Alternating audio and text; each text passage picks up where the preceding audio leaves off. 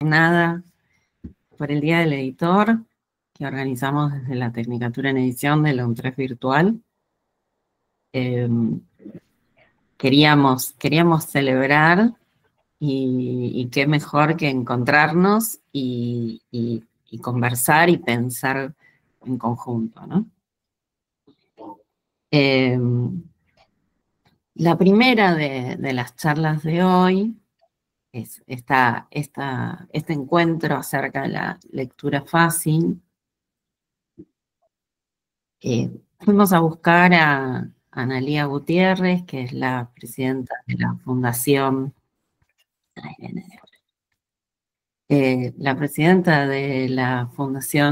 Lengua Franca.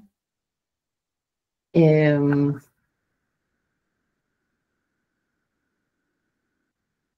licenciada en Letras, con orientación en Lingüística.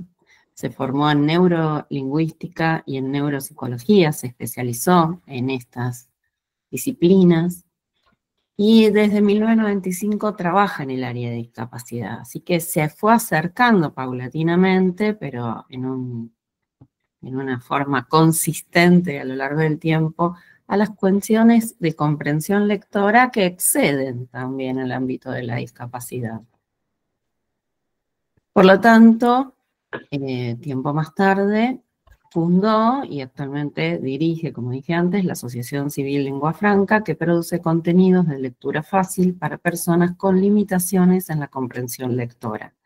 Es adaptadora y capacitadora en lectura fácil. Está presente también y me hace de compinche en esta charla Adriana Santa Cruz, que además de ser licenciada en Letras, una excelente periodista y redactora, una brillante correctora, es nuestra profesora de corrección de estilo. Y bueno, y estoy yo, Valeria Sorín, que es, además de coordinar la Tecnicatura en Edición en la UNTREF Virtual, dicta la materia de Edición 1. Y estamos, Adriana y yo, desde nuestras materias, siempre incluyendo algunas cuestiones que tienen que ver con la lectura fácil y el lenguaje claro. Ahora Analía nos contará un poco también acerca de la diferencia entre ambos. Pensando en términos de inclusión, también desde nuestros oficios, teniendo en cuenta, solo lo digo esto así chiquitito, como un dato, pero ténganlo presente, el 10% de la población tiene algún grado de dislexia. Fíjense que no estamos hablando de nada atípico. Y esa es una de las cuestiones. Así que, bueno, va a ser una charla interesante. También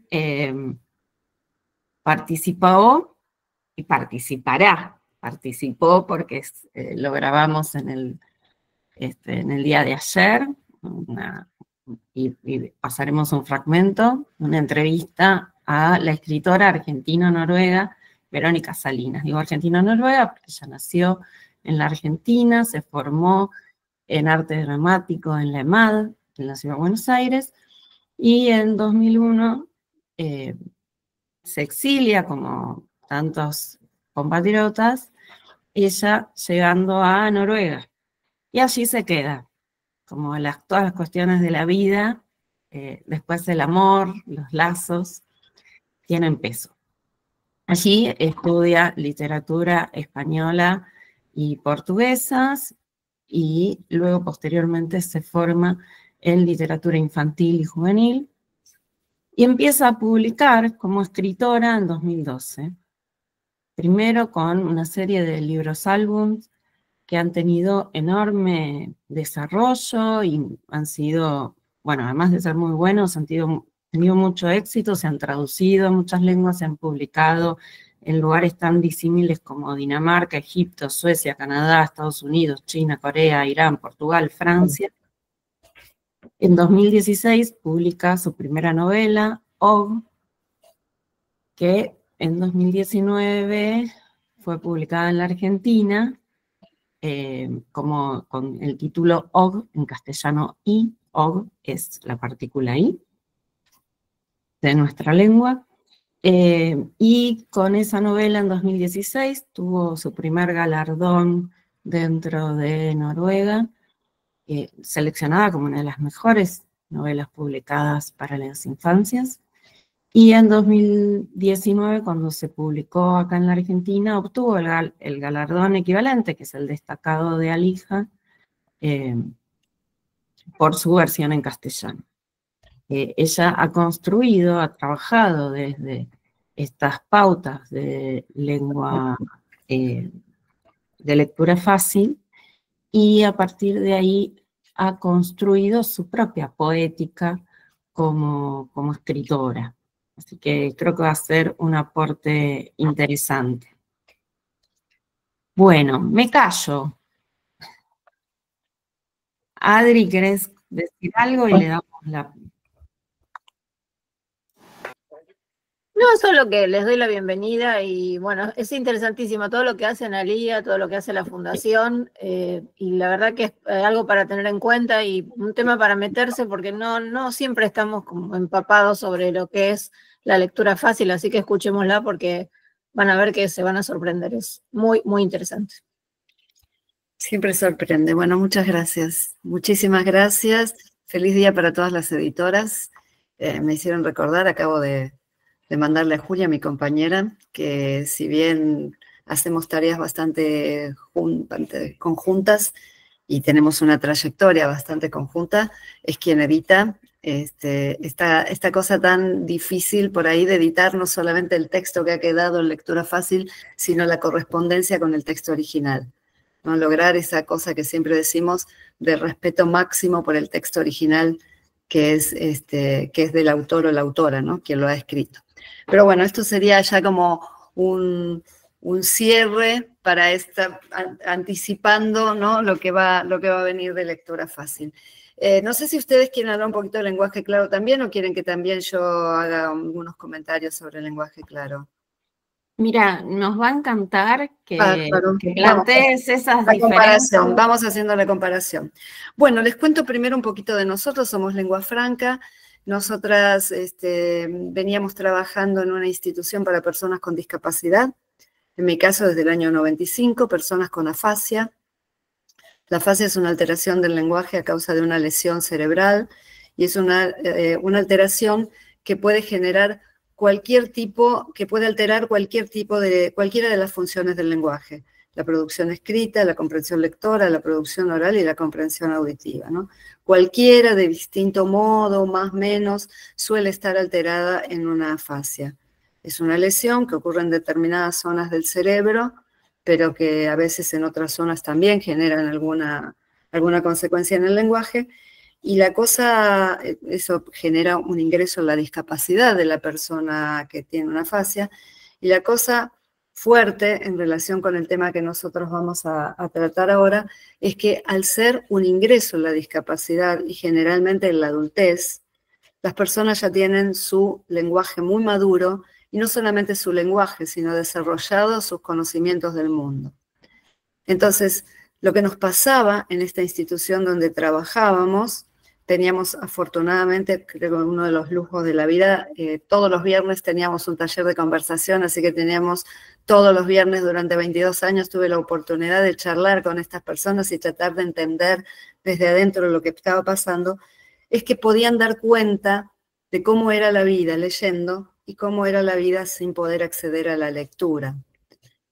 Y cuando accedían a la lectura eran textos deslucidos, simplificados, fotocopias que se ponían, se borroneaban, textos infantiles, es una de las cosas más terribles, ¿no? Textos infantiles o de autores muy menores para su trayectoria cultural, ¿no? Personas que eran abogadas, personas que eran incluso escritores, ¿no? Personas con una trayectoria en el lenguaje, de desempeño en tareas que tenían fuerte compromiso con el lenguaje. Entonces eso nos iba movilizando muchísimo. Y la institución tenía una vertiente médica y otra vertiente más social. Y como siempre van ocurriendo las grietas, nosotras nos fuimos metiendo cada vez más en la vertiente social. Porque, ¿qué ocurre? En el año 2008 Argentina adhiere a la Convención sobre los Derechos de las Personas con Discapacidad. Y la convención trae algo que, bueno, ya estaba como en el sentido común, pero que lo dice claramente. Dice que la discapacidad no es algo que le pasa a la persona, no tiene que ver solo con la condición de la persona, sino que es el resultado de la interacción con su entorno. Un entorno con barreras es un entorno más discapacitante, un entorno facilitador es un entorno que de algún modo minimiza o permite que las condiciones de discapacidad no sean tan fuertes. Entonces, a la luz de esto y de la adopción esto abre a una adopción del modelo social de la discapacidad frente al modelo médico de rehabilitación, de decirle a la persona, vos tenés que ejercitar, ejercitar, ejercitar hasta que puedas. Esto cambia el modo de ver y entonces uno se pregunta, bueno, ¿y cuál es mi rol? Que no soy rehabilitadora, vengo de letras yo, no vengo trabajando con estas personas, pero no vengo del ámbito de la salud, no tengo este perfil rehabilitador. Y entonces nuestra respuesta fue, nuestro rol es generar entornos facilitadores. Y ahí, bueno, comienza entonces a gestarse la idea de lengua franca y afortunadamente, haciendo unas capacitaciones importantes, una maestría en políticas lingüísticas, cae en nuestras manos un manual de lectura fácil. Y dijimos, bueno, entre esta información que teníamos sobre el problema de acceder a la lectura, este posicionamiento que elegimos y bla, bla, bla, esto por aquí vamos a comenzar. Y así que comenzamos haciendo lectura fácil y no nos quedamos solamente con la discapacidad porque entendimos que la lectura fácil podía favorecer a muchísimas personas. Cuando presentamos un proyecto nos dicen ¿para cuántas personas es? No sabemos para cuántas. Cuando uno produce un libro no sabe cuántas personas lo van a leer. Y tampoco contando si aunque tuviéramos una estadística perfecta de cuántas personas con discapacidad intelectual hay, la lectura fácil es tan amplia, puede llegar a personas que están en situaciones transitorias, como alguien que está, por ejemplo, internado con, no sé, con medicación. Bueno, está ahí en la internación, siempre son lugares que más o menos a uno lo mantienen en una situación medio de sopor, y bueno, un texto de lectura fácil es de mayor comprensión que un texto corriente. Entonces, bueno, definimos nuestro objeto como algo bastante amplio, facilitar la comunicación en situaciones de diversidad lingüística, entendiendo que hoy en día vivimos en comunidades que tienen mucha diversidad lingüística. La discapacidad es una, pero hay mucha migración, el contacto entre lenguas es otra, y la migración no solamente es de lugares donde se hablan otras lenguas, es entre variedades de la misma lengua también, ¿no? Entonces, bueno, todo eso va conformando el bajo nivel de alfabetización. Digo, para quienes estén en la ciudad de Buenos Aires, que uno dice, bueno, la ciudad de Buenos Aires, no sé, es una ciudad de privilegio. Hay comunas de la ciudad de Buenos Aires donde se calcula que el 50% de las personas tiene dificultades lectoras. Hay un enorme número de adultos mayores que solamente han cursado la escuela primaria. Entonces, todo esto va generando un contexto que excede la discapacidad. Bueno, en todo esto es que surge para nosotros como un poco el marco en el cual nosotros decimos, vamos a hacer lectura fácil. Y además dijimos, bueno, ¿cómo vamos contando? Nos capacitamos en España, que es un país puntero en lectura fácil, sobre todo en nuestra lengua. No tengo mucha idea de lo que pasa en otras lenguas con respecto a la lectura fácil. Estamos muy focalizada en el español. Y nos capacitamos y dijimos, bueno, ¿cómo vamos a contarle a la gente qué es la lectura fácil? O sea, no podemos andar por ahí como evangelizando sobre la lectura fácil. Tenemos que hacer un libro. Tenemos que hacer un libro e ir por el mundo diciendo, esto es la lectura fácil. Entonces, como en España estaban trabajando por una cuestión de derechos, que por suerte a ustedes no tengo que explicarles, por una cuestión de derechos estaban trabajando con obras clásicas de la literatura universal, Moby Dick, Tom Sawyer, no sé, todas las que son libres de derechos, nosotros dijimos, vamos a hacer cuento argentino. Porque, bueno, en Argentina las novelas son bastante complejas, igual, bueno, hay muchas novelas que podríamos empezar a hacer en lectura fácil, pero nos pareció que hay más tradición de cosa como clásica, de cuento, hay mucho cuento en Argentina, y además porque hay una práctica de hacer clubes de lectura. Entonces nos parecía que para este tipo de personas que tienen que comprender y que además trabajar con la memoria, que muchas veces cuando hay dificultades en la comprensión también hay problemas de memoria, dijimos, poder cada encuentro leer un cuento, lo cierra, nos pareció, y además cuento argentino, dijimos, si los españoles no van a traer la lectura fácil con sus cosas, vamos nosotros a llevarle las nuestras. Y funcionó, les encantó tener cuentos, precisamente porque les cerraban esta clubes de lectura, y no solamente les encantó tener los cuentos en lectura fácil, sino que ya están traducidos al catalán, traducidos al euskera, y bueno, y próximamente al portugués, pero eso no es cuestión de España. Entonces, bueno, esta es la trayectoria de cómo comenzamos nosotros con la lectura fácil y por qué comenzamos a hacer libros de lectura fácil. Pero, ¿qué es la lectura fácil? La lectura fácil, claramente, dicho de manera simple, es un modo de escribir que facilita la comprensión a personas con limitaciones en la comprensión lectora, ¿no? Es un modo de escribir. Pero la definición más reciente, que es de las normas ISO del año 2018, la más reciente dice que es un método, ¿no? Me parece palabra bastante fuerte ya la definición, es un método que sigue pautas y recomendaciones relativas a la redacción de documentos, al diseño y maquetación de los documentos y a la validación por personas usuarias que son personas con dificultades en la comprensión lectora. Entonces, en esta definición tenemos, como les decía, algunas cosas bastante fuertes. Si la lectura fácil es un modo de escribir, pero es un modo de escribir metódico. No se trata de conocer algunas normas y decir, bueno, me largo a escribir. Se trata de seguir metódicamente normas que tienen que ver. Perdón, usé una palabra que es incorrecta, que es normas. Cuando dice pautas y recomendaciones, es bastante interesante también ver la diferencia con normas, como son las normas que conocemos de la lengua, ¿no? La Real Academia Española. Esto no tiene nada que ver con eso, sino que tiene que ver con pautas que aceptamos, que consensuamos y aceptamos, y algunas recomendaciones que según el tipo de texto, según el contexto en el cual estemos escribiendo, según para quién estemos escribiendo, podemos tomarlas o no tomarlas, ¿no? Siempre y cuando lo podamos hacer de una manera argumentada, decir, bueno, esto no porque nos parece que debería ser de este modo. Entonces, ya les digo, es un método que sigue pautas y recomendaciones. Otra cosa interesante de las pautas y recomendaciones es que no se le ha ocurrido a los académicos. Son pautas y recomendaciones que han ido surgiendo en la interacción con las personas usuarias. Y aquí por ahí viene un poquito a cuento, un poco la historia de la lectura fácil.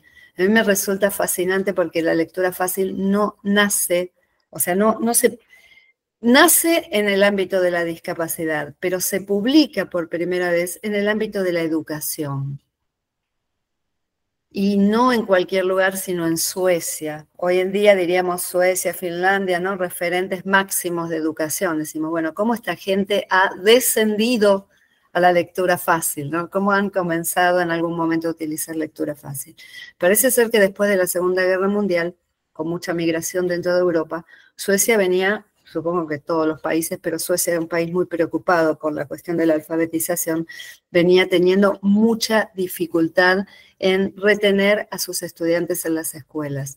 Y venían modificando las políticas educativas, por ejemplo, con más cantidad de horas, menos gente se quedaba. Entonces, bueno, venían patinando con este tema de ajustar las políticas educativas para mejorar la educación, y le piden a un grupo de personas que venían intentando lectura fácil que haga los primeros documentos que fueron publicados. Estamos hablando del año 68, o sea que ya tiene unos años de vida la lectura fácil. Y la idea no fue para aquellas personas que tienen limitaciones, o sea, la argumentación fue para que todas las personas que estén en el aula puedan leer los textos, ¿no? Como una cosa más de posicionamiento político casi que de pensar si iba a funcionar o no. Entre nos no funcionó mucho, parece ser, pero bueno, no hay mucha documentación de cómo es que no funcionó, tal vez porque era más una cuestión política que desde las políticas educativas, pero la lectura fácil quedó instalada y empezó a crecer. En los años 70 comienza en Estados Unidos y también en Europa un movimiento muy fuerte en la discapacidad, que es el movimiento de vida independiente.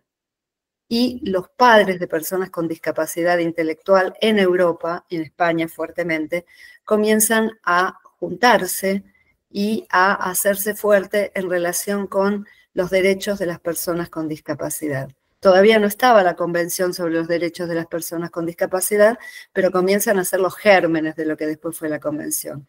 Y entre los derechos, el derecho a la participación supone el derecho a poder leer, a poder informarse, a poder estudiar y a poder acceder a los bienes culturales.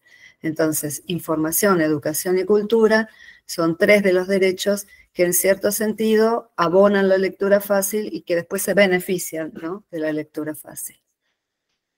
Entonces, esta es un poquito la historia de la lectura fácil. En los años 90 ya este movimiento fuertemente de padres aparecen por primera vez, y aquí vemos otro de los ámbitos fuertes de la lectura fácil que las involucra, que son las bibliotecas, porque las primeras directrices para textos en lectura fácil surgen de la Federación de la IFLA, ¿no?, de la Federación de Bibliotecarios, de Instituciones de Bibliotecarios. IFLA es la sigla en inglés. Entonces, produce las primeras directrices para textos en lectura fácil, que no sé si en nuestra limpieza del PowerPoint han quedado, ahora podemos verlos un poquitito.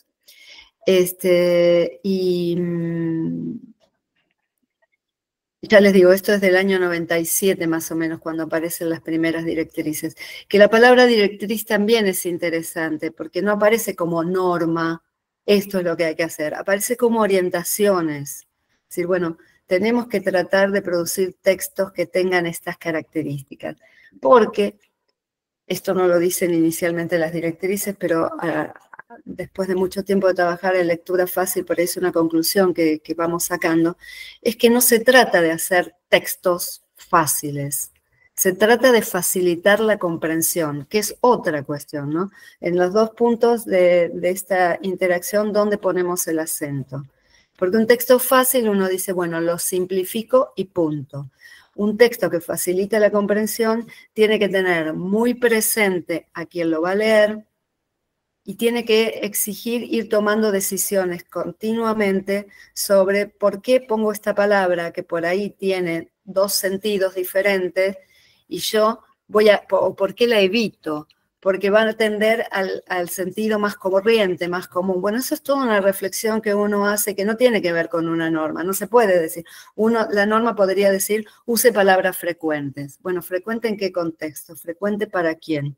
Entonces, las normas lo que hacen, las directrices lo que hacen es orientar sobre cómo directrices que después cuando se formalizan un poco más pasan a ser pautas y recomendaciones, pero nunca normas, ¿sí? Entonces, con eso es con lo que trabajamos en lectura fácil.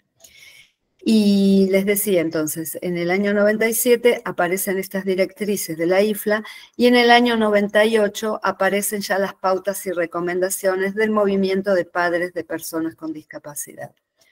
Estamos hablando de algo bastante reciente dentro de todo, el año 98 es bastante reciente, pero al mismo tiempo, con la explosión que tuvo, podríamos decir que con bastante experiencia en los últimos años. Y bueno, cada grupo que hace lectura fácil también va tomando sus propias recomendaciones, ¿no? Nosotros ya tenemos las nuestras que se suman a las que están escritas, ¿no? Por ejemplo, esto que les decía, de tener cuidado con las palabras que tienen 2 sentidos, si bien parece una obviedad, para nosotros ya va teniendo como ejemplo. ¿Por qué no?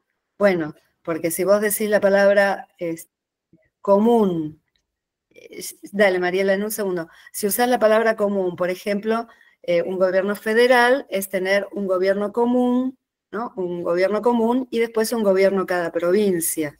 Entonces, en una validación alguien puede preguntar, ¿pero cómo un gobierno común? Sí, un gobierno común. ¿Pero cómo común? ¿Un gobierno así nomás? No. La excepción de común que estamos tomando acá es común para todos. Entonces tendríamos que decir un gobierno para... Bueno, esa decisión de si vamos a usar o no esa palabra porque puede llevar a esa confusión es algo que por ahí nosotros lo hemos aprendido en las validaciones, en la interacción con las personas usuarias y entonces la vamos incorporando a nuestra lista de recomendaciones. Sí, Mariela. No, que a mí me pasa que trabajo en un museo y también cuando tenemos que adaptar el contenido, nos ayuda mucho el tema de estos libros. Bueno, yo trabajo con unos libros que son de pictogramas y hay que pensar mucho en el tema de la inclusión y cómo enviamos ese mensaje tan común. ¿En qué museo trabajas, Mariela? Se corta, no sé si soy yo, si sos vos, pero se corta un poquito la comunicación. Complejo quizás, porque no, no, nada, ¿En qué museo estás? me quería en el Museo del Banco Central, en el Museo Janssen. Mira vos. Nosotros estuvimos trabajando recientemente para museos, haciendo, bueno, recientemente nos todo un proyecto que viene siendo año a año para recorridos de museos.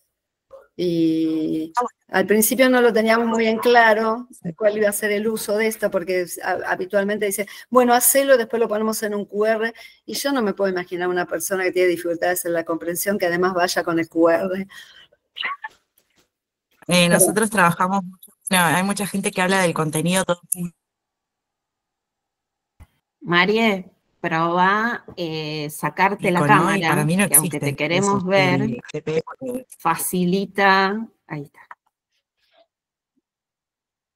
No, está bien. Bueno, igual no molesta más, era porque me quería explayarme de que este contenido es necesario en muchos ámbitos, ¿no? En el escolar, porque nos ayuda a las personas que somos mediadores a transmitir conocimiento. Eso era lo que Sí, yo eso quería es transmitir, que- exactamente lo que vos estás diciendo, que al principio decíamos, bueno, ¿para qué van a usar estos recorridos? Y nos damos cuenta, nos dijeron los guías que ellos los tienen presente todo el tiempo, porque bueno, porque hay cosas que están explicadas de manera sencilla y además hay definiciones de palabras, bueno, toda una cuestión en relación con la lectura fácil. Entonces, les contaba un poco la historia de la lectura fácil porque nos ayuda a entender cómo llegamos hasta este punto. Y las primeras directrices entonces hablan de la naturaleza de la lectura fácil, o sea, de construir textos de fácil comprensión, de la necesidad de la lectura fácil, un poco esto que decíamos, de que la gente acceda a contenidos para tener más participación también en la vida comunitaria, de las pautas y recomendaciones y de los públicos de lectura fácil, ¿no? Decimos que la lectura fácil está destinada a personas con limitaciones transitorias o permanentes. Transitorias pueden ser personas que están aprendiendo la lengua, ¿no? Personas que se han mudado a un medio donde se habla, por ejemplo, español, ¿no? Digo, ejemplo claro, últimamente tantas migración de personas rusas que tenemos, ¿no? Entonces los chicos están en la escuela y esos chicos vienen de hablar ruso, entonces están aprendiendo la lengua y probablemente la aprendan de manera rápida. Pero bueno, mientras tanto, la lectura fácil los favorece en ese proceso de aprendizaje. Y personas que también que tienen bajo nivel de alfabetización, porque pueden ir a partir de la lectura fácil, decimos que es un modo de acceso o de puente a otras lecturas. Pero bueno, más focalmente a las personas con limitaciones permanentes, como son la discapacidad o la edad muy avanzada, ¿no? Que además tiene otras complicaciones como problemas en la atención, en la memoria. Bueno, no vamos a ahondar en esas cuestiones. Me da la sensación, por lo que Sí. estás contando, ¿no? Que la lectura es fácil. La escritura, nada fácil. No, Hay mucho proceso, ¿no? es mucho, el proceso es muy, no sé si arduo, bueno, creo que la palabra que más lo define es metódico, ¿no? Es un proceso muy metódico. Delicado. Delicado. En nuestro caso, yo adapto, mi compañera edita, tenemos este proceso primero de aplicar las pautas y recomendaciones que por ahí me focalizo yo, aunque después ella las revisa también. Después ella, en esta cuestión que yo les decía del respeto, porque cuando estamos adaptando un texto de otro, el texto es el del otro, la persona tiene que poder leer el texto. No tenemos que darle un texto masticado por nosotros, no es una explicación, no es un resumen, no es una síntesis. Las síntesis son muy complicadas de leer, porque aparecen como las puntas de iceberg, ¿no? Imagínense lo que es un PowerPoint. Si le damos a una persona que tiene dificultades en la comprensión un PowerPoint, lo más probable es que no comprenda de qué estamos hablando, porque las relaciones que hay entre una idea y otra no aparecen, aparecen las puntas, ¿no? Entonces a veces nos pasa eso con un resumen. Además, un resumen es algo bastante masticado por quien hizo el resumen. Nos pasa muchas veces con los padres de las personas con discapacidad, que están acostumbrados a explicarles a sus hijos, ¿no? Dicen, a ver, yo voy a poner un poquito este PowerPoint que teníamos porque me gustaría que pudiéramos ver un poquito las pautas, las primeras directrices. Pero sí, es un trabajo bastante metódico que además cierra obligatoriamente cierra cuando es un texto para publicar con un proceso de validación por personas usuarias. Eso es como parte de la definición de la lectura fácil. Lengua y contenido, diseño y maquetación y validación por personas usuarias. Los tres elementos son ineludibles para decir este documento está en lectura fácil. Y en el proceso de validación con personas usuarias, lo que hacemos es preguntarle a estas personas o que estas personas analicen si los textos verdaderamente son fáciles en cuanto a las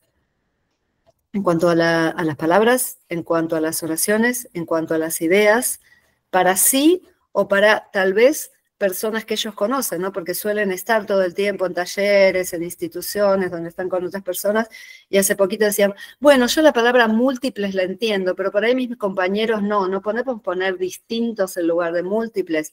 Bueno, por ahí no son sinónimos exactamente, pero en el contexto podría ser reemplazado. O sea que en el proceso de validación las personas no solamente dicen qué entienden y qué no, sino que además proponen alternativas y en esta interacción, ¿sí?, vamos llegando al documento final, produciendo las correcciones para que quede el documento final. Voy a ver un poquito si puedo, a ver, perdón. Por ahí, si tenés por ahí un ejemplo. ¿Un ejemplo de la transformación. De la Que validación. lo tenías en el PowerPoint, ¿no? No, de ejemplo de validación no, pero por ejemplo... No, el ejemplo de transformación del texto. Ah, sí. Sí, eso es lo que estoy tratando, si me tienen un poquito de paciencia, porque no la había abierto. Ahí la tengo. Esperen. Vamos, ahora sí, a compartir.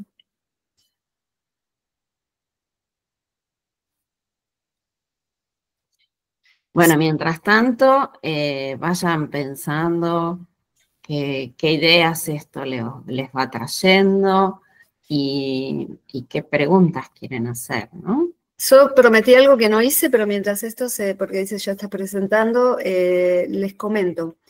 ¿Por qué decimos que la lectura fácil no es lo mismo que el lenguaje claro? Hoy en día son dos herramientas que están conviviendo. El lenguaje claro tiene otra historia, surge más del ámbito de lo comercial, de consumidores que empiezan a reclamar su derecho, a comprender lo que dicen los productos. También hay muchas ideas sobre cuándo nace el lenguaje claro, como hay distintas referencias. Hay referencias que son antiquísimas sobre esta idea de comunicarse de una manera más clara. La expresión lenguaje claro me gusta más que frente a otras que se han utilizado, me parece que es interesante. Podemos, impecable todo este trabajo. Sí, Virginia, ahora vamos. No, les decía que las diferencias con el lenguaje claro. Surgen esos ámbitos.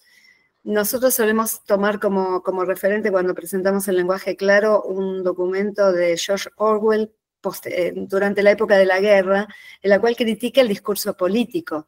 Y dice, y eso porque lo podemos reconocer bastante bien, uno escucha en un discurso político que comienza una palabra y uno podría anticipar todas las del resto, ¿no? Es más, si uno mismo se pusiera a escribir, ¿cuál es el objetivo de este proyecto? Lograr que las personas obtengan, y ya sabemos cómo sigue todo eso. Entonces, bueno, yo les decía, ámbito de consumidores, ámbito de la administración pública, ese es el ámbito del lenguaje claro.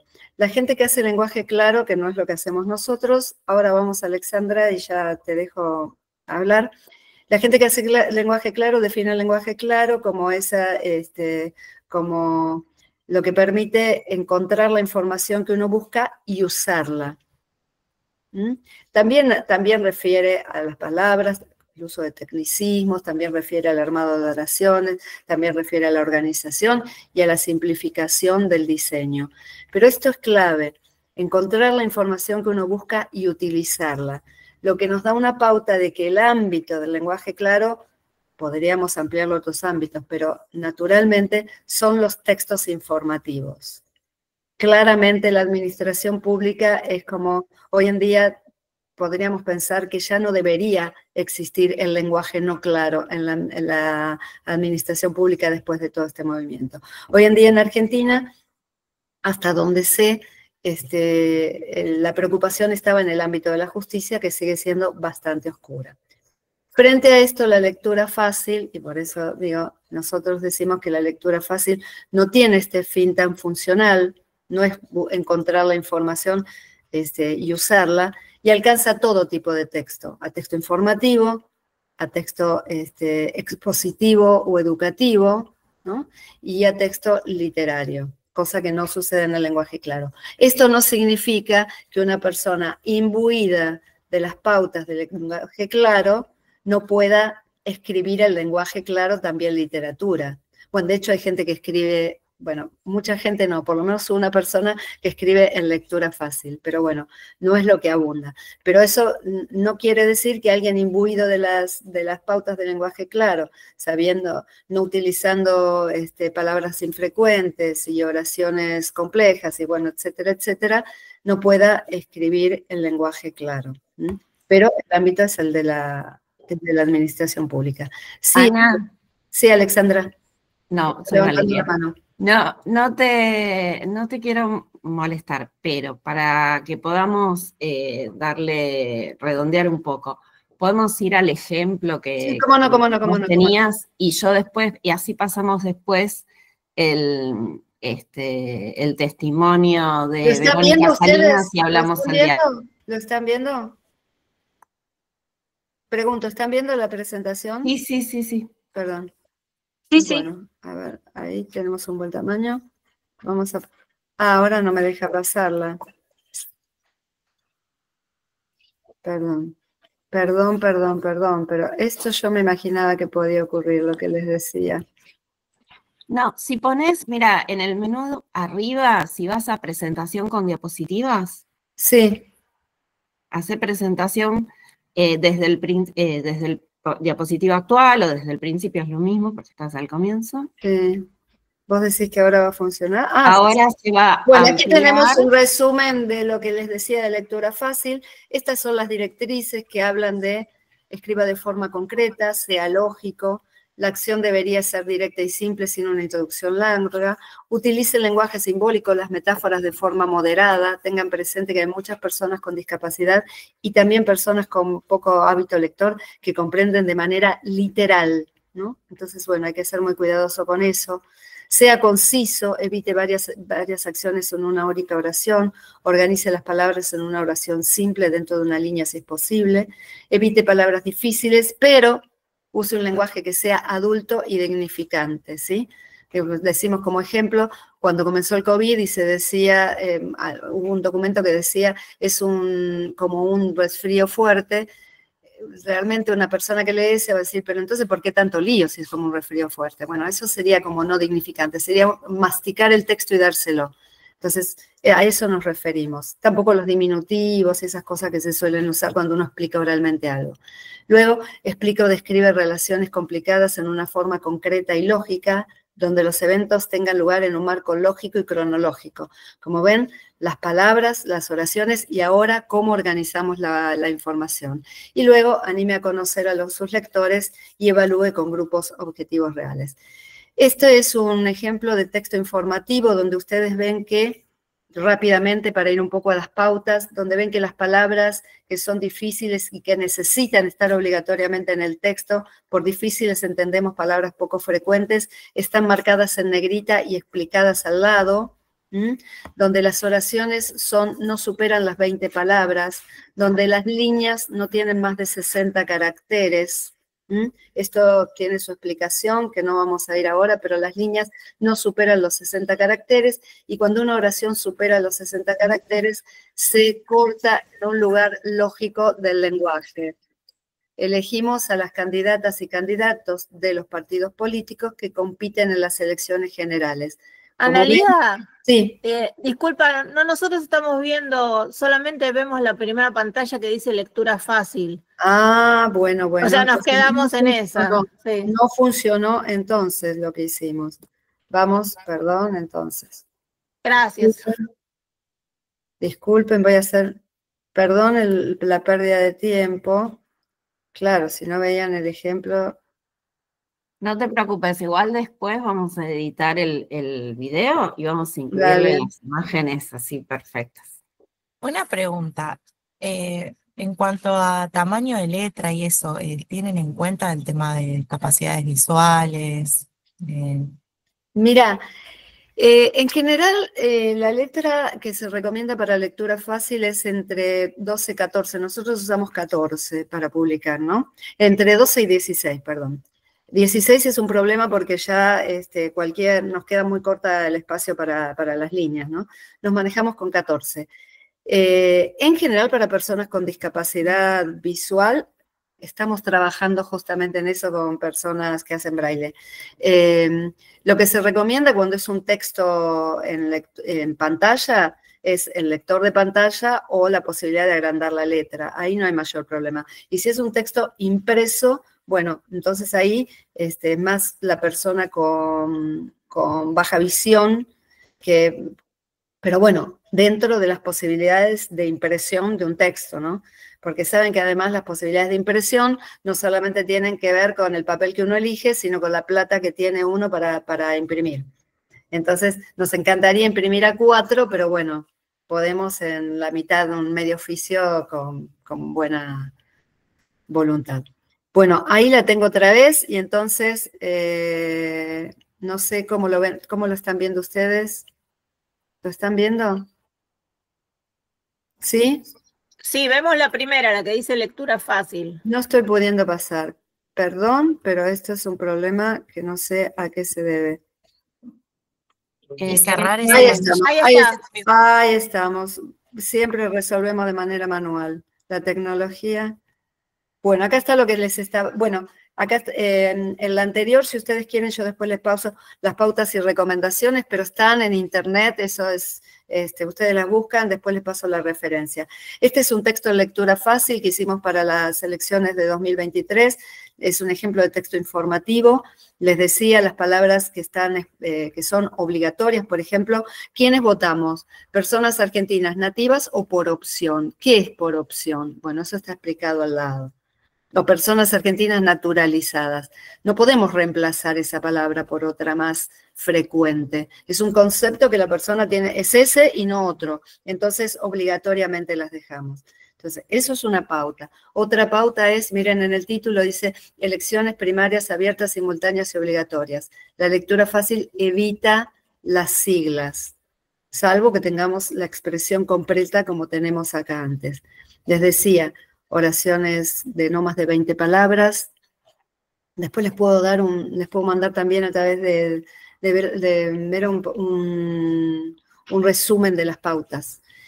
Y líneas de no más de 60 caracteres, lo que les decía. Vamos entonces rápidamente a un texto de tipo educativo. Aquí es donde está el famoso ejemplo del gobierno común. Y este es un texto que hicimos para la Agencia Nacional de Discapacidad, para que las personas que están dentro del Estado, personas con discapacidad intelectual, empleadas dentro de la administración pública, puedan también estudiar y dar un examen y avanzar en su carrera, en la carrera administrativa. Entonces, esto que les contaba recién se ve aquí también en este texto. Tema 1, la Constitución Nacional y nuestra forma de gobierno. Una Constitución Nacional es un texto escrito por personas que se ponen de acuerdo sobre la forma de gobierno de su país, las leyes, los derechos de todas y todos los habitantes. Como ven, el texto está siempre a la izquierda, marginado, porque eso permite hacer el salto de una línea a otra. la información que está enumerada y que cada elemento tiene entidad, no papas, manzanas, qué sé yo, cada elemento tiene entidad, la forma de gobierno, las leyes, los derechos están identificadas con viñetas, y otra vez cumplimos con esto de oraciones de no más de 20 líneas, y cortadas en lugar natural de corte, que siguen la forma natural de la oración, sujeto, verbo, objeto, ¿no? Todas esas es cumplir con las pautas y recomendaciones. Y vamos a lo que me pedían recién. Perdón, alguien quería hacer una pregunta, ¿no? Hola, buenas tardes. A ver, yo quería preguntar si había alguna relación entre las pautas y recomendaciones que usted ha mencionado en relación a la lectura fácil con la adaptación de subtítulos para personas sordas, porque en cierto modo, lo digo porque soy traductora e intérprete y he estudiado esos aspectos y también tengo discapacidad visual, o sea que también conozco los demás aspectos que ha mencionado, si tienen alguna relación, porque también se tienen en cuenta el tipo de tamaño que ha dicho, entre 12 y 14, que no tengan más de 54 caracteres, el dejar muy claras las intervenciones, si son referencias a alguna cita de alguna persona, a las referencias musicales, etcétera. Algunas personas sí toman en cuenta la lectura fácil, otra no. Yo soy medio obsesiva y cada vez que hay subtitulado los leo siempre. No puedo dejar de leerlo por más que el texto la oralidad esté en español y la comprenda, no puedo dejar de leerlo. Y lo que noto es que hay a veces un uso de un vocabulario bastante complejo, ¿no? Un vocabulario, ahora no se me va a ocurrir ningún ejemplo, pero noto. Y lo mismo en las audiodescripciones para personas con discapacidad visual. Sí, por eso te lo quería comentar, porque en algunas ocasiones son muy arcaizantes. Totalmente. Por ahí sí, como hay 54 caracteres, no hay posibilidad de hacer oraciones muy largas, y ahí sí puede haber. Tampoco hay un trabajo sobre la información, porque la información que hay que poner es la información que está en pantalla. Entonces, en algún punto se tocan, en otro punto no. Hay una voluntad de hacer interactuar estas estrategias. Lo que sí estamos haciendo ahora es tratar de hacerla interactuar con el braille, porque hay personas que leen braille que también tienen dificultades en la comprensión. Sí, yo no lo uso mucho, pero también Claro, conozco el entonces sistema, por sí. supuesto. Pero con los subtitulados y con la audiodescripción, yo lo que noto, esto que vos decías, no se me había ocurrido la palabra, ahora que vos la decís, me parece que es una buena palabra, arcaizante. Sí, es verdad, el vocabulario es bastante poco frecuente a veces, ¿no? Y lo que le quería comentar también es que, porque yo soy de España, es que todavía en cuanto al lenguaje, también todavía hay muchos bagajes en cuanto a las personas que tienen discapacidad intelectual, porque en muchas ocasiones no se les explica realmente el significado de las palabras y cómo están escritos los textos para que ellos realmente entiendan el contenido y lo que se les está leyendo en ese momento. Y creo que en ese sentido todavía hay que hacer un muy arduo trabajo para hacerles comprender esos textos. Sí, en España hay muchas instituciones que trabajan en lectura fácil en cada una de las regiones y bueno, por supuesto que necesitamos el compromiso también de la administración pública. La verdad que el Estado argentino se ha comprometido bastante, por supuesto falta un montón, ¿no? Pero se ha comprometido bastante y lo sigue haciendo en algunas áreas, que también eso es interesante, sobre todo en Nación podríamos hablar del Ministerio de Cultura, que sigue bastante comprometido con la lectura fácil. Lamentablemente no tenemos el mismo compromiso de educación, que es un ámbito bastante difícil. Pero para no comerles más tiempo, porque esto daría como para seguir, les muestro acá un texto del último de nuestra colección de libros es 5 cuentos en lectura fácil. Tenemos 4 libros hasta el momento, cuentos de intriga, grandes autores, viajeros y de amores, cuentos de amores. Son los 4, los pueden encontrar los pueden buscar en internet. No es que estén los textos en internet, pero sí las descripciones de estos libros, como son en www.lenguafranca.org, bueno, encuentran toda esta información. Esto es de nuestro último, porque pasamos de esos cuentos que eran para adolescentes, para jóvenes y adultos, a nuestro primer libro para una edad más baja, diríamos para púberes. Esto es la del 11J de Elsa Bornemann. Se los voy a leer y les pido que ustedes me digan qué les parece difícil de este texto. Apenas regresaba al departamento después de su jornada de trabajo y estudio, Lilibet lo encendía el televisor y miraba programas de trasnoche. Habitualmente se quedaba dormida sin ver los finales. Era entonces el molesto zumbido de las horas sin transmisión el que hacía las veces de despertador a destiempo. En más de una ocasión, Lili se despertaba antes del amanecer a causa del squash que emitía el televisor encendido al divino botón. Una de esas veces, cerca de la madrugada de un sábado como otros, la jovencita tanteó el cubrecama medio dormida, tratando de ubicar la cajita del control remoto que le permitía apagar la televisión sin tener que levantarse. Al no encontrarlo, se despabiló a medias. La luz platinosa que proyectaba el aparato más su chirriante sonido terminaron por despertarla totalmente. Entonces la vio y un estremecimiento le recorrió el cuerpo. En una serie de flashes que se apagaron, de pronto, tal como el televisor, sin que Lilibet hubiera siquiera rozado el control remoto. Perdón. Me parece que aquí falta algo. No. Perdón, yo me comí algo. Entonces la vio y un estremecimiento le recorrió el cuerpo. La imagen del rostro de la abuela le sonreía, sin sus dientes, desde la pantalla.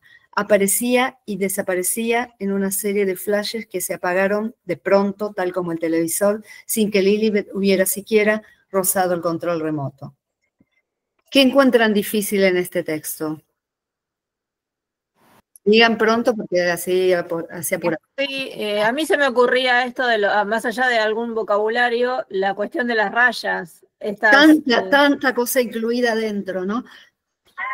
Es el estilo del Bornemann, es terrible. Hay mucha inclusión dentro de las oraciones, lo que hace que las oraciones no sean simples. Esa es una de las pautas de lectura, esa es una de las que hemos incorporado nosotros. Las pautas dicen no utilizar corchetes, no utilizar paréntesis, no utilizar guiones en el medio de las oraciones. Nosotros decimos, bueno, eso sacarlo y transformarlo en otra oración, o si es referencia intertextual, ponerlo al pie con una llamadita, pero sacarlo de adentro, no interrumpir el fluir de la oración. ¿Sí, otra cosita?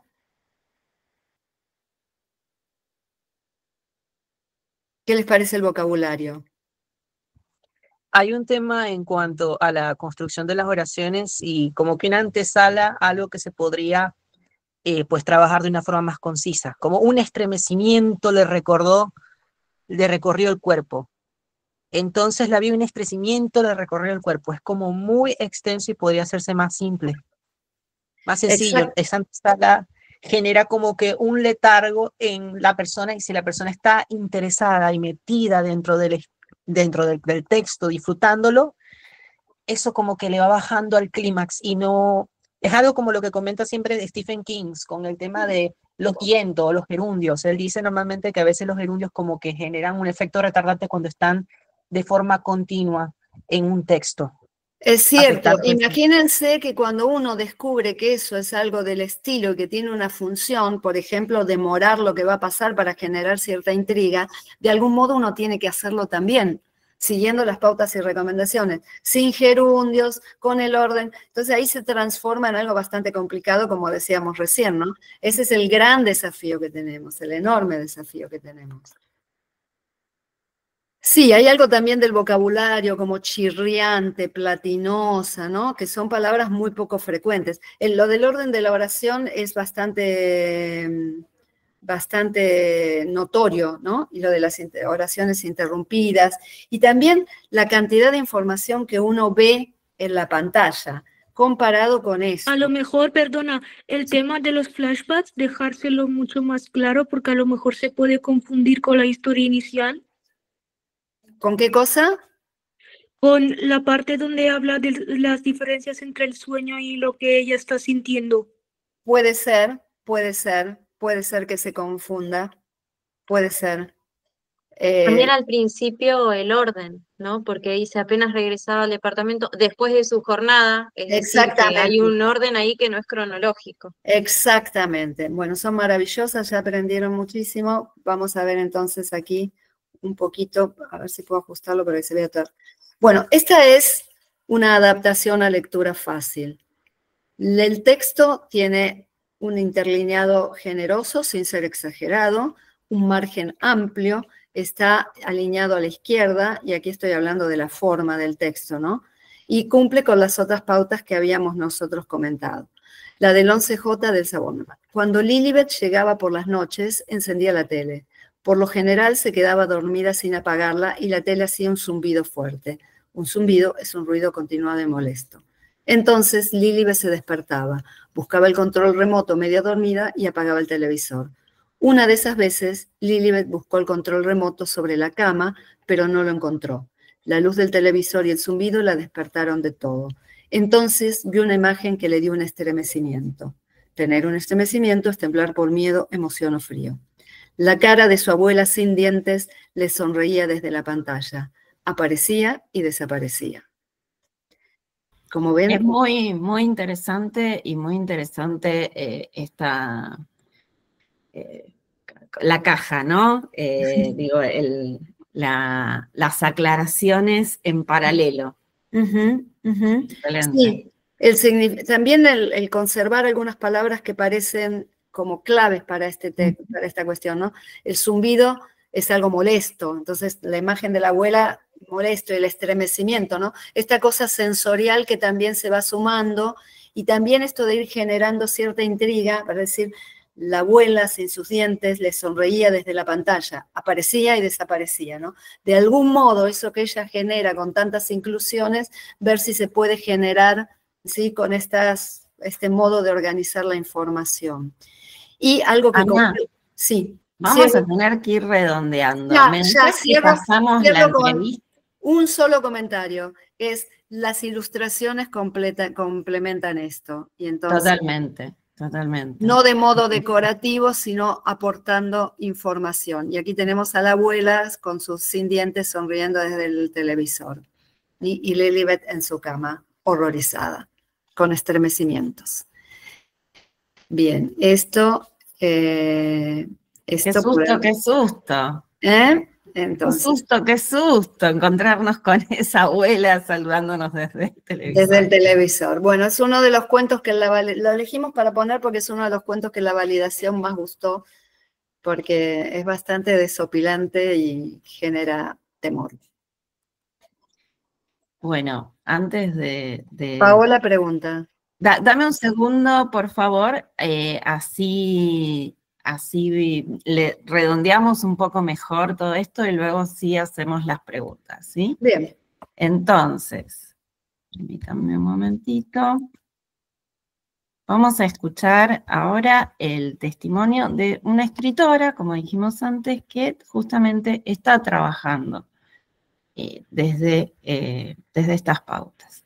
Yo le voy a poner play, si no se llegara a escuchar, me avisan, ¿sí? El ambiente literario no usamos la palabra refugiados, que creo que es la palabra en español. También existe en noruego esa palabra, y en inglés, refugee children. No usamos ese concepto porque pensamos que ese concepto puede, a propósito de abrir o cerrar puertas, construir como un nosotros y ellos, como que dejar de lado, discriminar grupos, y entonces decimos nuevos noruegos. Me encanta, amo esa manera de definir a los otros, y pienso en un mundo en el que estamos recibiendo un montón de migración, no solamente en Noruega, ¿no? El mundo entero en movimiento, el mundo entero en crisis.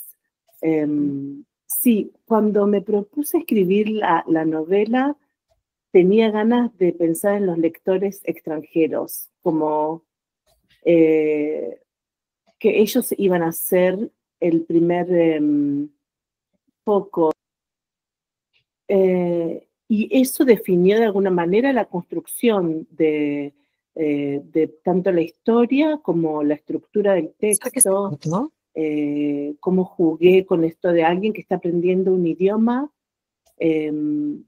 aprende de a poco, como que las oraciones son cortitas, concisas, económicas, y yo quería mostrar eso en la novela. Por eso la novela arranca con 3 oraciones. Soy de Argentina, yo hablo castellano, yo vivo en Noruega. Súper simple, por lo menos en Noruega, durante muchos años hubo una creencia que aquel que escribe con un lenguaje simple no es literario o no tiene, su lenguaje no tiene profundidad. Mientras que a mí eso me parecía interesante, tomar el desafío y pensar, ¿por qué no? ¿Se puede descubrir la profundidad en un lenguaje o cómo se puede conservar la profundidad en un lenguaje simple? Y siempre trabajé con como conciencia sobre el lenguaje y la composición de las oraciones. Pensé en que era importante hacer transiciones claras, como la protagonista está en un contexto noruego, aprendiendo noruego, con una familia noruega, en un pueblo noruego. ¿Cómo logro llevar a la protagonista argentina, a sus recuerdos, a su infancia, la construcción de su identidad? Intenté entonces por eso hacer esas transiciones de Argentina a Noruega, bien claras, que el lector sepa cuándo estamos en Noruega y cuándo estamos en Argentina. Un lenguaje simple, tal vez la profundidad podía venir en los saltos temporales, espaciales, en las complejidades donde la protagonista tiene un monólogo interior y luego otros capítulos donde la protagonista se encuentra con otras personas, si hay diálogo, hay interacción. Como estuve todo el tiempo mirando también cómo intercalar estas partes para continuar escribiendo simple, pero que la complejidad vaya tal vez por otro carril. A mí me pasó que tuve que mirar las oraciones casi como con lupa todo el tiempo. Ese ejercicio para mí era divertido, tal vez porque soy argentina escribiendo en idioma noruego. No sé si a un noruego le parecería divertido mirarse o tener la paciencia de mirarse a sí mismo de esa manera. Mientras que a mí me divertía la idea de escribo esta oración, la miro, la escucho, la leo en voz alta, cómo suena, cómo fluye. Escribo más oraciones, fluyen unas con otras, se contradicen. A mí me pasaba a veces que decía lo mismo cuando traduje la novela al castellano, realmente descubrí que no tenía, mi castellano estaba roto, había desaparecido y lo estaba sacando de cajitas llenas de polvo y no entendía cómo se hace. Y es interesante porque cuando uno escribe, usar el idioma de una manera literaria requiere de una elasticidad y de un cotidiano con el idioma que de repente en mí ya había desaparecido ese cotidiano. El castellano literario como que tenía menos contacto con el castellano literario que con el noruego literario. Algo muy hermoso también, permitirme encontrarme con el castellano de esa manera. Como yo nací como escritora en Noruega, no lo hice en Argentina y en castellano.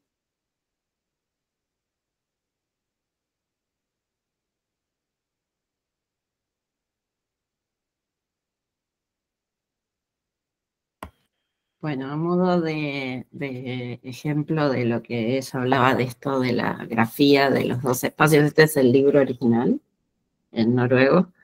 Ven que la escritura parece como un poema y trabaja acá dice Argentina, esto es lo que decía de ir marcando en qué país, en qué realidad estaba, y en la edición argentina, que es la misma, en que también se sostiene el mismo tipo de armado, Y quiero ver si encuentro una página que tenga Argentina y Noruega. Bueno, por ejemplo acá, que aparece, bueno, arriba como título de capítulo, por decirle así, o de apartado, dónde está situado, ¿no? Esto que también hablaba Analía cuando se paraba y desde el diseño y desde la puesta en página se estaba trabajando esa clarificación. Extrañamente o maravillosamente, está hoy acá Karina Echeverría, ¿estás ahí? Que fuiste la editora del libro en castellano. Acá estoy escuchando atentamente, Valeria. Habló muy bien de vos, siempre habla muy bien de vos. Todas las personas que trabajaron con vos hablan muy bien de vos, pero así que feliz día especialmente. Gracias igualmente para todas y todos. Pero en particular la entrevista entera la vamos a colgar del YouTube de la carrera, luego les pasamos el dato. Pero si querés comentar algo de la particularidad de la edición de este libro tan particular. Sí, cómo no. En realidad, creo que es un libro muy, muy peculiar, por eso creo que funciona tan bien con esta cuestión de lectura fácil, porque en realidad Verónica cuando empieza a escribir este libro está aprendiendo el noruego. Entonces busca estructuras sencillas que son las que podía manejar ella desde su noruego, ¿no? Esto hace que las frases sean cortas. Además ella elige la poesía, es una novela en verso, ¿no? Ella escribe en verso. Esto hace que sea mucho más legible, claramente. Ella dice que piensa en los lectores que están aprendiendo el idioma, pero bueno, en realidad ella estaba aprendiendo el idioma, entonces es la primera lectora y por lo tanto ya escribe con estas estructuras sencillas. Creo que no cualquier novela se puede traducir fácilmente a lo que es lectura fácil, ¿no? Me imaginaba, no sé, estaba pensando en El limonero real y digo, bueno, no sé si funcionaría. Analía se ríe porque dice, bueno, Karina, vos también. No, lo que pasa es que ahí, no sé, no se me ocurrió pensarlo, ¿no? Digamos que, bueno, qué sé yo, el Quijote está en lectura fácil, yo no lo he hecho yo, lo han hecho en España, ¿no? Pero bueno, convengamos que ahí precisamente la extensión de las oraciones es una marca de autor, entonces, ¿cómo hacer para...? Porque lo interesante es eso, que dos textos en lectura fácil tengan la marca de autor. Sí, uno la puede lograr a través del vocabulario, conservando algunas palabras que son propias del autor, a través del ritmo, pero eso de la extensión de las oraciones es complicado y además, bueno, pensaba que también en el mundo literario hay una diversidad tan grande que en realidad es la riqueza de la literatura, la diversidad y la posibilidad de escribir de tantas maneras diferentes, que a mí lo que me asusta un poco de esta cuestión de lectura fácil, y ya me estoy yendo por las ramas porque tenía que hablar de la novela de Verónica nada más, es que no homogeneice lo que es el texto literario, ¿no? Que no nos haga perder la diversidad de la literatura, en donde muchas veces los lectores nos quedamos afuera, porque a todos nos ha pasado leer una novela o leer un cuento de algún autor y decir, ay, no entendí. ¿Qué quiso decir? ¿No? Digo, me parece que es parte de la literatura también la oscuridad o la vaguedad. Entonces, digo, creo que siempre todo sé que lo hacen con muchísimo respeto y la verdad es que el ejemplo de Bornemann me pareció fantástico, me pareció clarísimo. Y cómo además buscan respetar esto de, bueno, hay cierto vocabulario que hay que conservar, entonces, bueno, ponemos una nota, pero bueno, elegimos, no todo, pero bueno, que algunas palabras se conserven. En el caso de la novela de Verónica, insisto, creo que era una novela ideal para esto, porque ella la escribe desde esta situación, y desde esta situación se sostiene también la poética del texto, ¿no? Digo, esas palabras sencillas, esas frases cortas, pero que tienen una profundidad, como decía Verónica, una profundidad que demuestra que, bueno, que no en lo complejo está la profundidad, sino que la profundidad está en la literatura en sí misma, ¿no? En lo que el autor pone en esa poesía, en ese texto. Fue muy lindo trabajar con Verónica en lo que fue la traducción al castellano, porque ella a veces me consultaba o me decía, no encuentro la palabra, no sé cómo decir esto, y entonces, bueno, la buscábamos un poco juntas. A mí me gusta mucho trabajar con traductores y trabajar con la traducción porque siempre es un ejercicio de creatividad en donde uno termina haciendo una versión del texto nuevo, ¿no? Digo, lo mismo que me preocupa con lectura fácil, me preocupa con las traducciones, Analía, quiero que lo sepas porque... Es lo que iba a comentar, en realidad. Sí, absolutamente.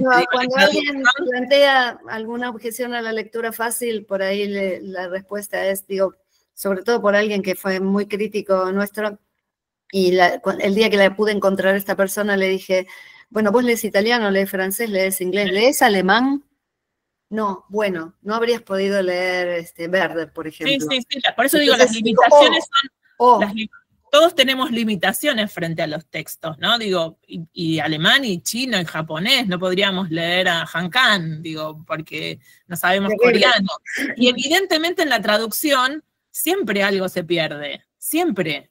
Entonces, digo, me parece que esto es también como un ejercicio de traducción, en donde uno busca respetar lo máximo posible al autor, pero al mismo tiempo hacer el texto accesible como sería accesible en otro idioma, ¿no? Entonces, bueno, cuando trabajamos con Verónica la traducción al castellano, ella no quería perder justamente esa frescura de las frases cortas, de las formas simples, ¿no? Así que, bueno, tuvimos que trabajar también con eso y buscar, bueno, incluso pensar si era el voceo o era el tuteo, o sea, cuál era la forma que estaba más cercana a esa narradora que era ella misma, ¿no? En este sentido fue un ejercicio muy interesante, muy, muy lindo. Con respecto a eso que vos decís del voceo y eso, por ejemplo, nosotros tratamos de conservar Analía, la lección que perdón. Sí, perdón. Analía, tengo que cerrar la actividad. Perdón. Me encanta. Y esto es parte, esto evidencia que el debate no se puede terminar acá. Es más que debemos, así, la próxima convocatoria es directamente a debatir, ya en base de que sabemos de qué estamos hablando. Adri, ¿vos querías cerrar? Sí, bueno, solo quiero volver a destacar lo que hace Analía. Quiero recuperar una palabra que es que la lectura fácil implica de fácil acceso y que eso es un puente para otras lecturas. Es fundamental para aquellas personas que tienen dificultades para comprender un texto. Es enorme la tarea que hace Analía y la tarea que hace la Fundación, y me parece también fundamental el momento de validación, de darle a leer a otro el producto y hacerlo participar e incluirlo en el proceso de edición, me parece fundamental. Así que en este Día de los Editores, valorar esto, ¿no? Cómo desde la edición, desde la redacción, desde todo esto que venimos hablando, se puede incluir y se puede pensar en el otro. Bueno, me parece fundamental. Gracias, Analía.